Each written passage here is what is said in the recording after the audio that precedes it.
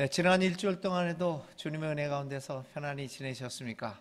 안녕하셨습니까? 네, 반갑습니다. 오늘은 특별히 어버이 주일 맞이해서 어버이로부터 생각하는 하나님의 모습을 한번 우리들 성찰해 보려고 합니다. 하나님이라는 존재는 알 수 없는 존재입니다. 절대적으로 파악할 수 없는 존재가 신이라고 하는 존재이죠. 그래서 그 신에 대해서, 그 하나님의 존재에 대해서 설명을 할 때는 물론 과학적인 언어도 필요하겠지만, 그러나 상징을 사용할 수밖에 없을 것입니다. 왜냐하면 과학적인 언어가 이 절대적인 존재를 온전하게 담아낼 수가 없기 때문에 많은 경우에 여러 가지 상상력을 불러일으킬 수 있는 상징을 사용할 수밖에 없습니다. 그렇다고 해도 그 상징은 신 존재에 대한 완벽하고 완전하며 총합적인 설명이나 이해가 될 수 없는 것은 분명한 사실입니다. 그러므로 우리는 다양한 상징을 통하여 신에 대하여 부분적인 이해를 할 수밖에 없을 것입니다. 그래서 이러한 하나님의 존재에 대하여 성경을 비롯하여 신앙 언어도 매우 다양한 상징적 표현을 사용하고 있습니다. 여러분, 여러 상징 중에서도 기독교인들에게 가장 익숙한 상징은 뭡니까? 아버지라는 표현입니다. 하나님 아버지. 근데 하나님 아버지만 있습니까? 아버지뿐만 아닙니다. 하나님이 어머니다라고 하는 의미로 성경에서도 이 하나님 어머니의 상징도 많이 나타나고 있습니다. 이 외에도 하나님을 묘사하는 상징들은, 표현들은 많이 있습니다. 오늘은 어버이 주일입니다. 그래서 하나님을 아버지와 어머니, 어버이라는 상징에서 나타나는 것으로 출발하여 하나님에 대해서 잠깐 생각해 보려고 합니다. 그러기 위해서 우리는 이 상징이 가지고 있는 하나님의 이해가 얼마나 우리 생활에 영향을 미치는가 하는 것을 라틴 아메리카 가톨릭 교회의 예를 생각해 보면서 한번 성찰해 보려고 합니다. 라틴 아메리카는 일반적으로 가톨릭 교가 지배하고 있다로 가톨릭 대륙으로 알려져 있습니다. 그만큼 가톨릭 교인의 숫자가 절대적이기 때문입니다. 얼마 전까지만 해도 가톨릭을 국교로 인정하는 중남미 국가들이 많이 있었습니다. 그래서 대통령이 되거나 공직에 들어가기 위해서는 로마 가톨릭 교인이 아니면 아예 공무원들이 될 수 없는 그런 나라들이 최근까지도 많이 있었습니다. 물론 지금은 아닙니다. 그럼에도 불구하고 라틴 아메리카에서 이 교육, 정치, 사회, 문화에 있어서 이 가톨릭 교회의 영향은 이루 말할 수 없습니다. 막강한 힘을 가진 라틴 아메리카 가톨릭 그 교회 신앙에서 가장 두드러지는 종교성 중에 하나가 성모 마리아에 대한 숭배 혹은 성모 마리아 공경이라도 하는 일입니다. 물론 마리아 숭배가 라틴 아메리카 가톨릭에만 국한된 것은 아닙니다. 오늘 우리도 그렇고 유로 가톨릭 교회도 많이 있지만, 그러나 다른 대륙과는 달리 라틴 아메리카에서 마리아 공경은 매우 독특한 의미를 가집니다. 그리고 그것은 라틴 아메리카 가정의 역사적인 형태와 구조, 그리고 가정 내에서 아버지와 어머니가 차지하고 있는 역할과 그 기능의 문제와 매우 깊은 연관성이 있는, 그러니까 문화 인류학적인 연관성이 매우 깊습니다. 그래서 인류학자들이나 종교학자들은 이 마리아 공경은 라틴 아메리카 가정에서의 여성이 차지하는 위상과 깊은 연관이 있다라고 지적합니다. 라틴 아메리카 사회에서, 특별히 가정에서 여성은 가족의 감성의 중심이 되고 있습니다. 라틴 아메리카 사회에서 대부분의 남성들은 혼의 정사에 익숙해 있을 뿐만 아니라 여러 여성들과 동시에 동거 생활을 하고 있다는 것은 공공연한 사실로 받아들여지고 있었습니다.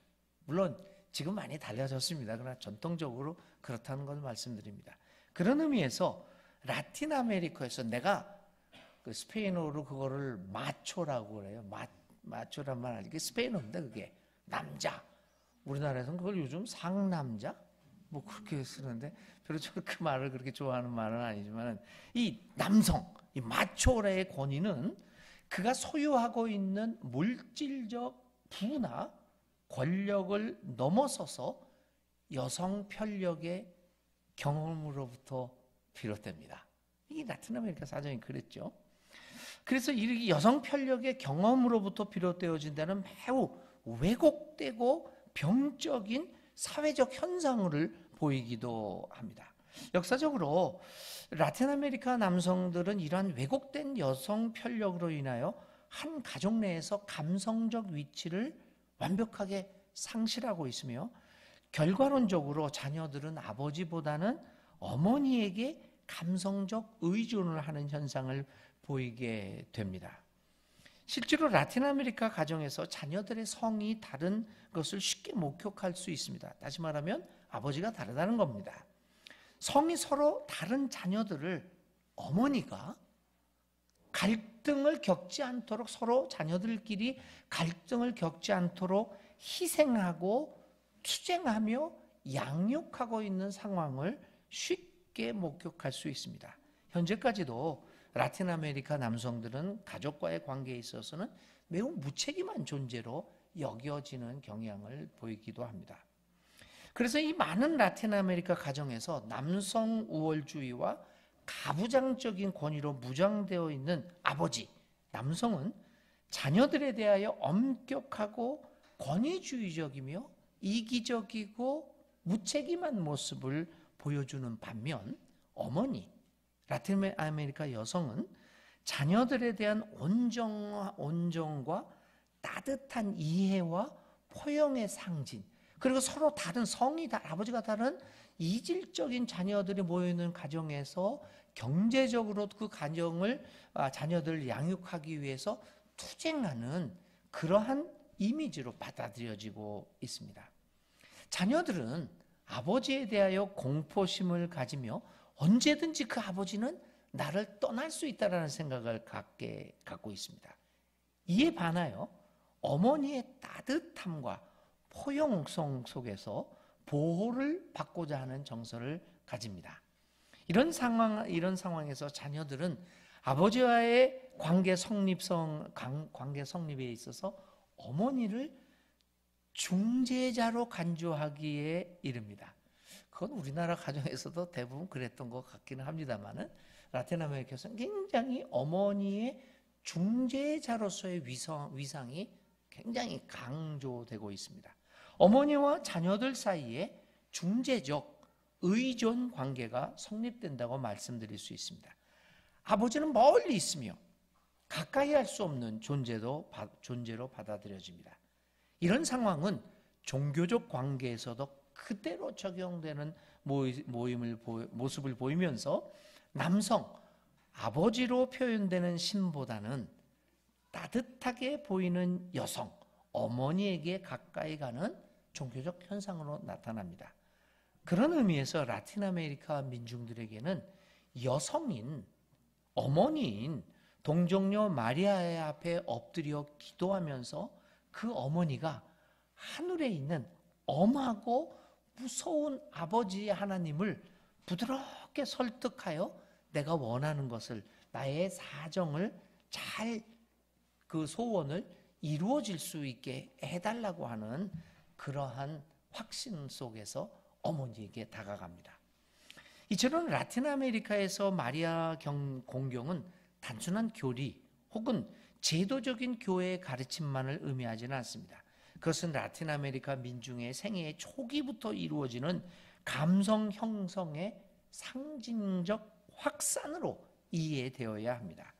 이들의 마리아 공경은 생애 초기부터 형성되는 어머니에 대한, 여성에 대한 감성적 의존 관계로부터 시작되는 보다 심층적인 본질의 모습이라고 말할 수 있습니다. 또한 라틴 아메리카 민중들에게 마리아는 해방의 공간으로 받아들여집니다.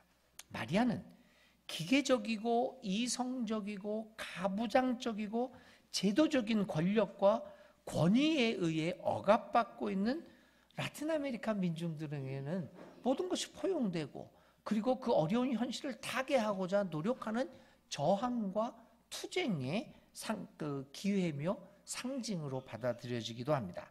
그들은 마리아를 통하여 지금까지 경험하지 못했던 따뜻하고 부드럽고 포용하는 매우 신비한 하나님을 만나고 있습니다. 그래서 그들에게는 이 마리아 공경을 떼놓을 수가 없는 것이죠. 하나님을 마리아 공경으로부터 하나님을 이해하고 있다라고 하는 것이죠. 그러므로 어떤 상징으로부터 우리가 신을 만나고 있느냐 하는 것은 이렇게 굉장히 중요합니다. 오늘 어버이 주일에 성경이 우리에게 주는 또 다른 하나님의 상징은 무엇이고, 그것이 오늘 우리로 어떤 신앙의 사람 그리고 생활인으로 살아가게 만들고 있는가라고 하는 것을 우리는 주의 깊게 보아야 합니다. 오늘의 본문인 이사야서 40장은 일명 제2 이사야서로 불리는 기록입니다. 물론 다른 이견도 있지만 이사야서는 대체적으로 학자들 사이에서 세 부분으로 이루어져 있다라고 받아들여지고 있습니다. 다른 의견도 물론 많이 있습니다. 그러나 보편적으로 1장부터 39장을 일부, 그리고 40장부터 55장을 2부, 그리고 56장부터 66장까지를 제3 이사야서다, 이렇게 이해하고 있습니다. 그리고 이사야서는 이 1부터 3 이사야서까지 그 기록이 반영하고 있는 시대적 배경이 서로 다릅니다. 제1 이사야서는 유대가 바벨론에 의해 멸망하기 직전의 시대적 환경을, 그리고 오늘 읽은 제2 이사야서는 바벨론의 포로로 살아가고 있던 그 절망적 시대적 환경을 대변합니다. 3 이사야서는 포로 귀환 이후의 시대의 삶을 시대적 배경으로 하고 있습니다. 오늘의 우리의 본문은 이스라엘 백성들이 바벨론의 포로로 붙잡혀 가서 암울한 생활을 하고 있었던 그 시절에 외쳐졌던 말씀입니다. 나라는 멸망했습니다. 그들이 자랑하던 솔로몬 시대에 지어졌던 성전은 폐허가 됩니다. 포로로 잡혀간 사람들은 이방 땅에서 하나님께 예배도 드리지 못하고 있습니다. 성전 제사가 끊긴 지 오래됩니다. 그래서 당시의 심정을 그들은 시편 137편을 통해 이렇게 토로하기도 했죠. 우리가 바빌론의 강변 곳곳에 앉아서 시온을 생각하면서 울었다. 우리가 어찌 이방 땅에서 주님의 노래를 부를 수 있으랴. 예루살렘아, 내가 너를 잊는다면 내 오른손아 너는 말라 비틀어져 버려라. 내가 너를 기억하지 않는다면 내가 너 예루살렘을 내가 가장 기뻐한 것보다도 더 기뻐하지 않는다면 내 혀야 너는 내 입 천장에 붙어버려라. 이 시편 137편을 통해서 그들의 절막한 그 절망적인 상황을 노래하기도 합니다. 이처럼 희망을 잃고 낙담하여 살아가던 당시의 사람들에게 이사야는 오늘의 말씀을 통하여 위로를 외칩니다. 너희는 위로하여라. 나의 백성을 위로하여라. 이렇게 외칩니다. 그러나 이사야는 단순하게 어려운 상황을 참고 견디라는 의미에서 위로의 말씀을 전한 것은 아닙니다. 그의 위로는 다시 그 땅이 회복될 것이라고 하는 희망이 담긴 위로의 메시지였습니다. 예루살렘 주민을 격려하고 그들에게 알려주어라. 이제 복역 기간이 끝나고 죄에 대한 형벌도 다 받고 지은 죄에 비하여 갑절의 벌을 주님에게서 받았다고 외쳐라. 땅이 회복될 것을 외칩니다. 이사야가 백성들에게 주고자 했던 위로는 단순히 그들의 마음을 달래주고 잠시나마 불안감을 떨치게 만드는 것만은 아니었습니다.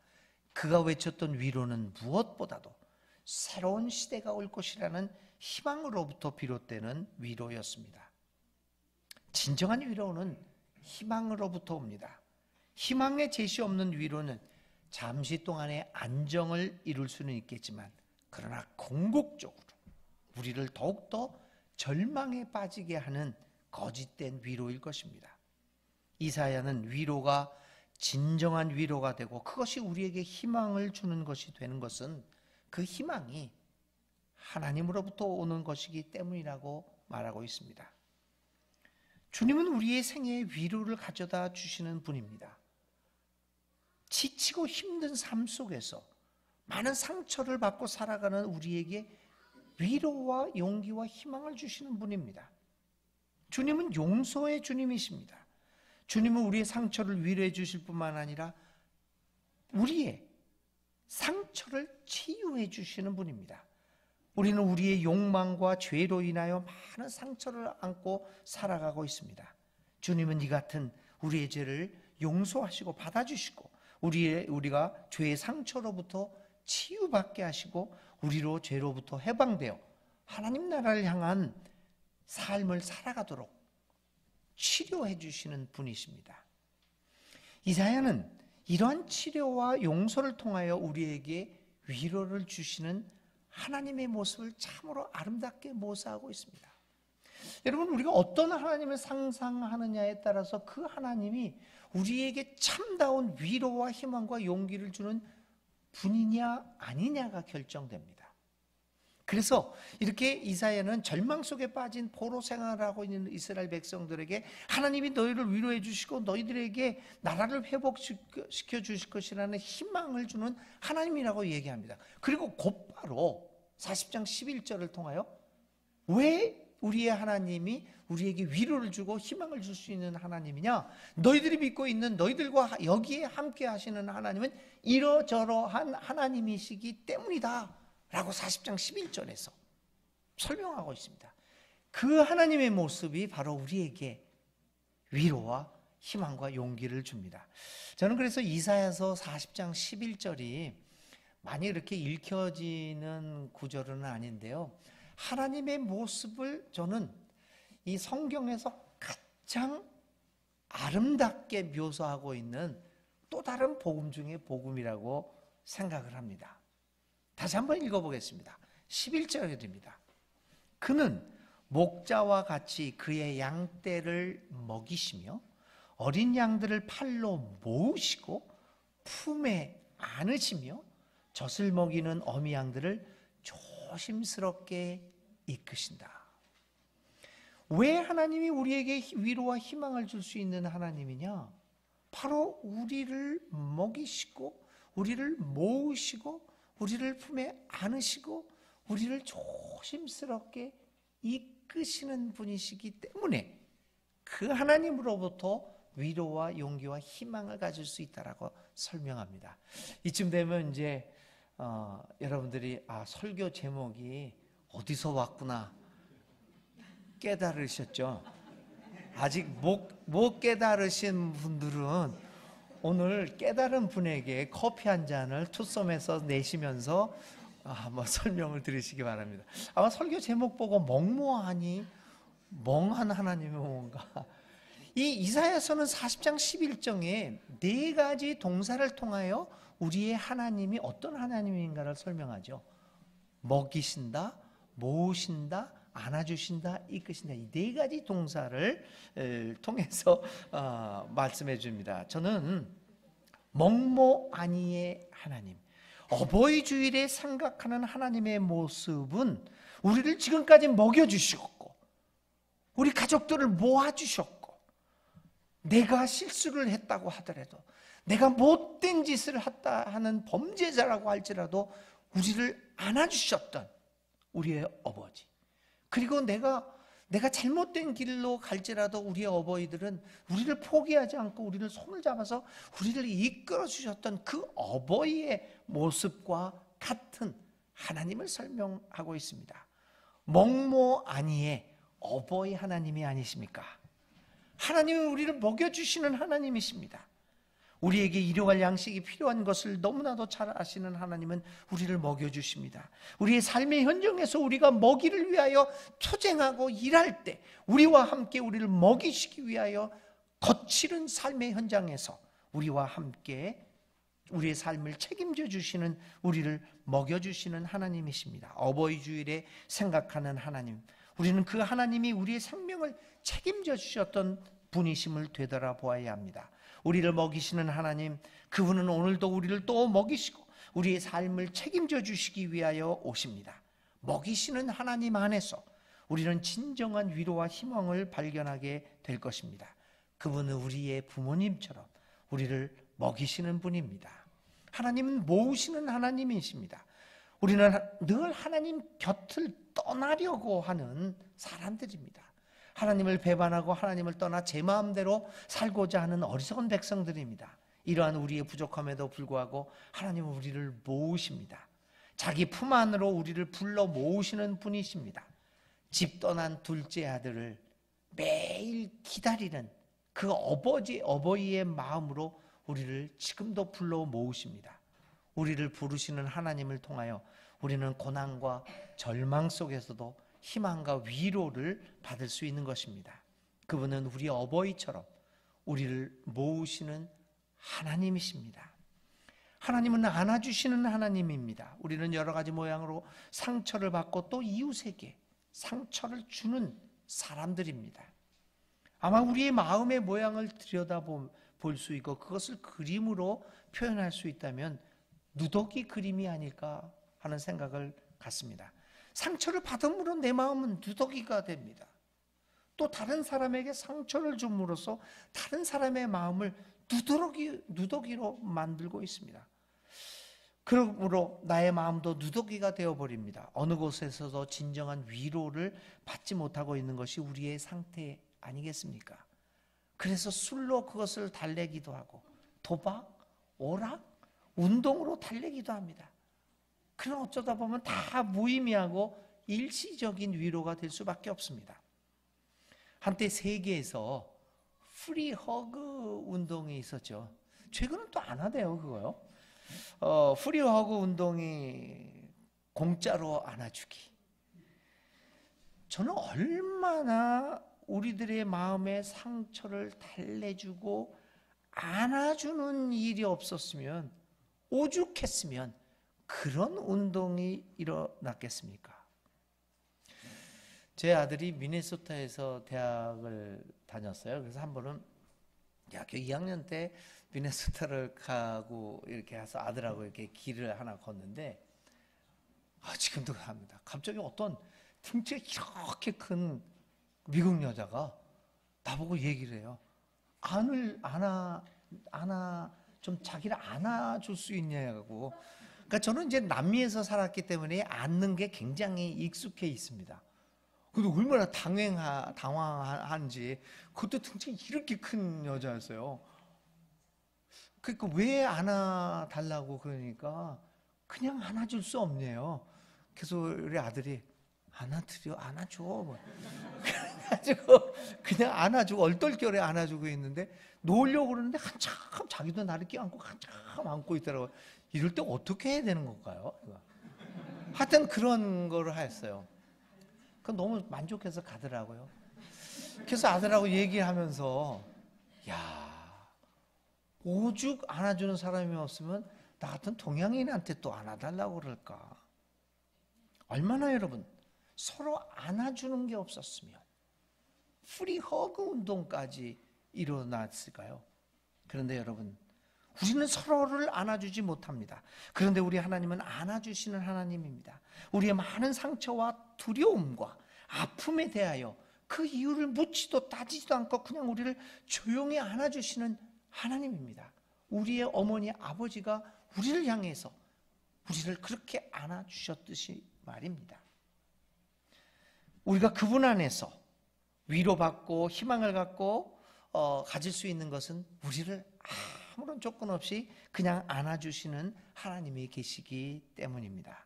어버이 하나님은 우리를 안아주시는 하나님이십니다.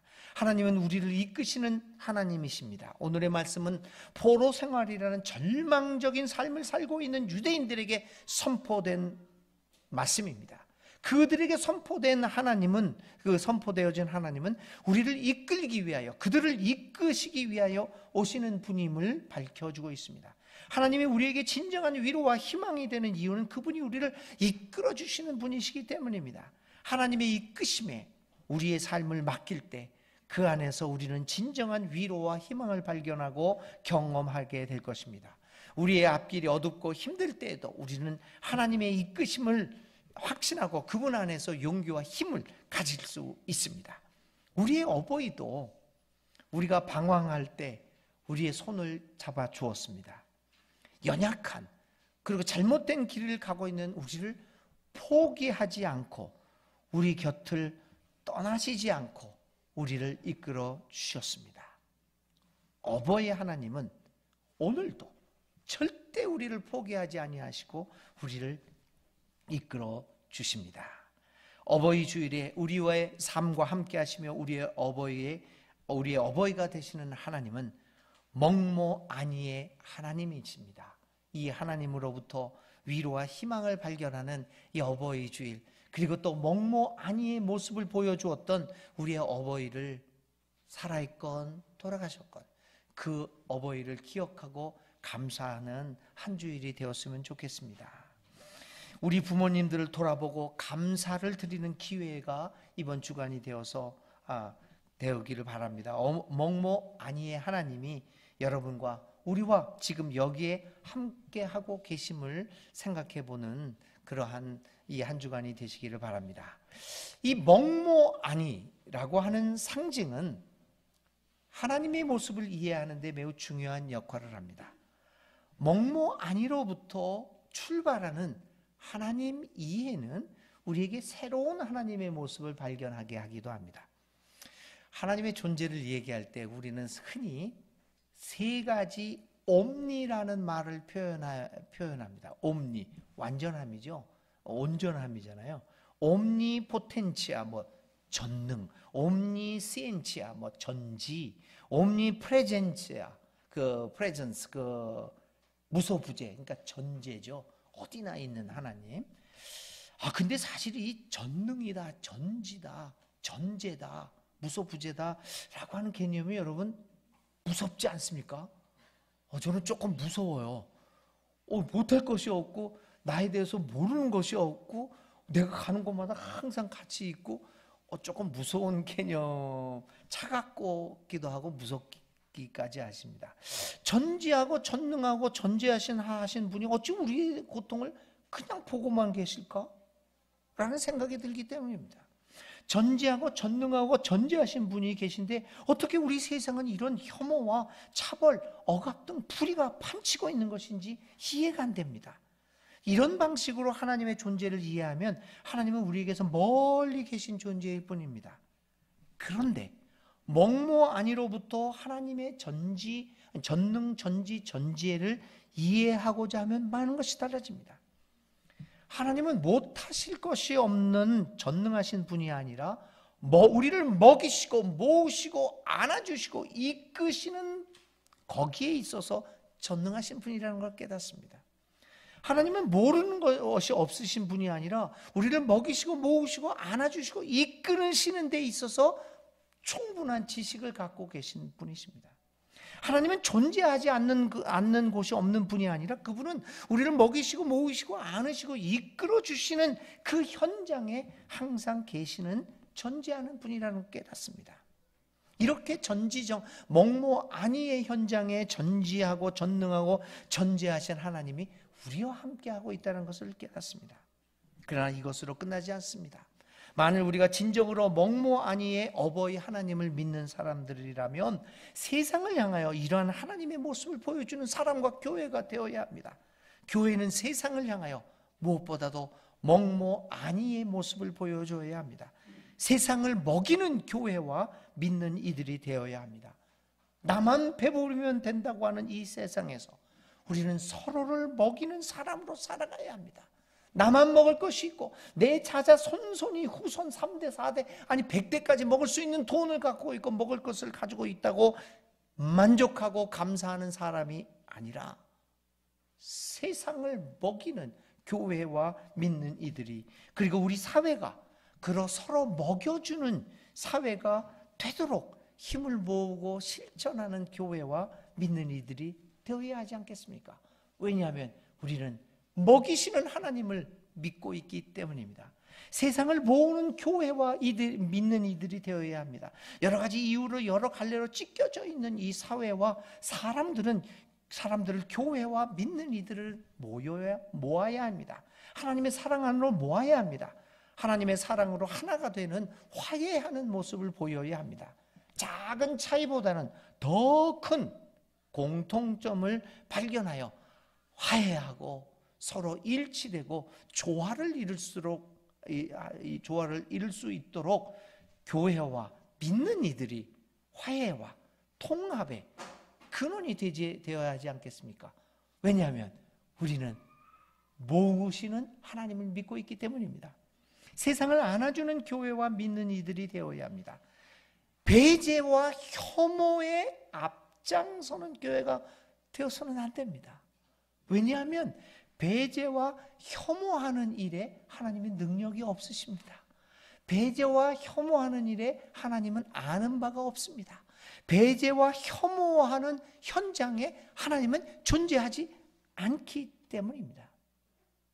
세상에서 버림받고 소외되고 차별받는 사람들을 안아주는 교회와 믿는 이들이 되어야 합니다. 이주민들, 이주난민들, 미등록 외국 노동자들, 성소수자들, 장애인들을 비롯한 이 사회에서 어둡고 구석진 곳에서 실망하고 고통받고 소외받는 사람을 향하여 팔을 벌려 안아주는 모습이 교회의 모습이 되어야 합니다. 왜냐하면 우리를 안아주는 하나님을 믿고 있기 때문입니다. 세상을 이끄는 교회와 믿는 이들이 되어야 합니다. 주님은 우리를 등불로 표현하셨습니다. 등불은 어둠 속에서 우리의 발걸음을 인도하고 이끌어줍니다. 헛발을 내딛지 않게 우리를 바른 길로 안내해 줍니다. 길의 방향을 제시해 줍니다. 교회가 오늘 혼돈에 빠진 이 사회를 향하여 방향을 제시하고 사회를 이끌어가는 역할을 감당해야 합니다. 우리의 어버이가 우리가 방황할 때 우리의 손을 잡아 올바른 길로 가도록 이끌어 주었듯이 오늘 교회가 이런 역할을 감당해야 합니다. 나아갈 방향을 제시해 주는 그런 교회가 될 수 있어야 합니다. 왜냐하면 우리를 이끌어 주시는 하나님을 믿고 있기 때문입니다. 사랑하는 교회 여러분, 멍모 아니의 하나님, 우리의 어버이가 되시는 하나님이 여기에 우리와 함께 하십니다. 어버이 주일을 보내면서 우리의 어버이를 다시 한번 기억하고 감사의 마음을 가집시다. 그리고 우리를 먹이시고 모으시고 안아주시고 이끌어 주시는 어버이 하나님을 따라서 우리도 이 세상을 향하여 멍모 아니의 삶을 실천해 나갈 수 있는 사랑하는 새길교회 교우들이 다 될 수 있기를 간절히 기도드립니다. 멍모 아니의 하나님의 모습을 잠깐 한 20-30초 생각하면서 침묵 가운데 기도하시겠습니다.